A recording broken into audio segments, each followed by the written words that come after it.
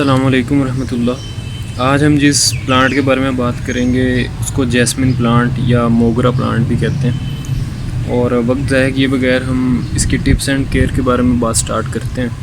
सबसे पहले हम इसके ग्रोइंग सीज़न के बारे में बात करते हैं कि ये पौधा किस सीज़न में ग्रो करता है और किस सीज़न में बहुत अच्छा और आइडियल ग्रोथ देता है अपनी। देखा जाए तो ये पौधा पूरा साल ही अपनी अच्छी ग्रोथ देता है अगर आप इसकी कुछ चीज़ों का ख्याल रखेंगे। मिसाल के तौर पे इसकी मिट्टी का, इसकी खाद का और साथ साथ टाइम टू टाइम इसको स्प्रे करते रहेंगे। तो इसका ग्रोइंग सीज़न देखा जाए तो ये बहार में और सावन के महीने में सबसे ज़्यादा अच्छी ग्रोथ देता है, क्योंकि इस टाइम जो है एटमॉस्फेरिक चेंजेस आते हैं। और इसको किस तरह का मीडियम पसंद है, यानी इसको किस तरह की मिट्टी पसंद है, किस तरह की इसको जो है सोइल पसंद है। तो इसको जो है वो हल्की सी तर मिट्टी यानी जो वेट सोइल है वो पसंद है।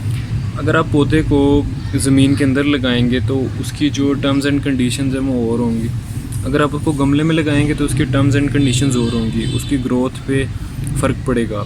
अगर आप एक ही जितने पौधे को ज़मीन में लगाते हैं और उसी पौधे को गमले में लगाते हैं तो दोनों जो हैं वो अपनी ग्रोथ वेरी करेंगे, दोनों की ग्रोथ में कुछ ना कुछ फ़र्क तो होगा। हम बात करते हैं इस पौधे की जो आपको नज़र आ रहा है। इसको मैंने 12 इंच के गमले में लगाया हुआ और इसको पोट कितनी रिक्वायर है इस बारे में हम डिटेल में डिस्कस करेंगे कि आपको कैसे पता लगेगा और कब पता लगेगा कि आपने पोट चेंज करनी है। लेकिन आपको एटलीस्ट सबसे ज़रूरी बात यह है कि अगर पौधे की सरफेस के ऊपर, यानी मिसाल के तौर पे अगर आपको इस जगह पे इसकी रूट्स नज़र नहीं आ रही तो इसका मतलब ये है कि आपने इसको अच्छी मिट्टी में लगाया हुआ है, इसको भी ट्रांसप्लांट करने की ज़रूरत नहीं है।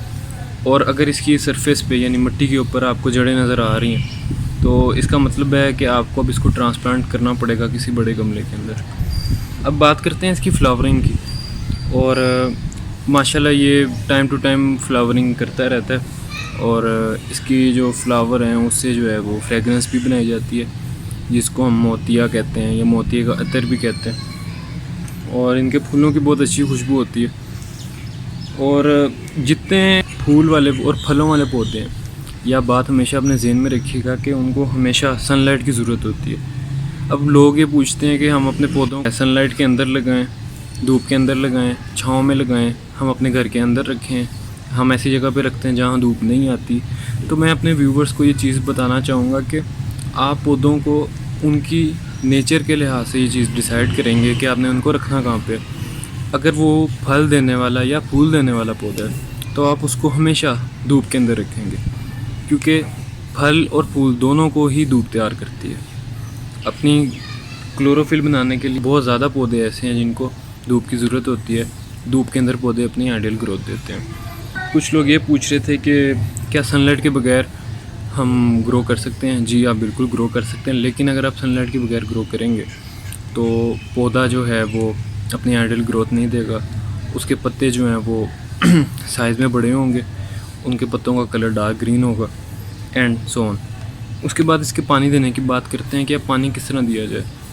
अगेन वही दो चीज़ें जो मैंने आपको पहले बताई हैं। आप ये सबसे पहले देखेंगे कि आपका पौधा मिट्टी में लगा हुआ है, ज़मीन में लगा हुआ है, या फिर आपने गमले में रखा हुआ है। गमले में आपने पौधा रखा हुआ है तो आप कोशिश करेंगे उसकी सरफेस हल्की सी गीली रहे।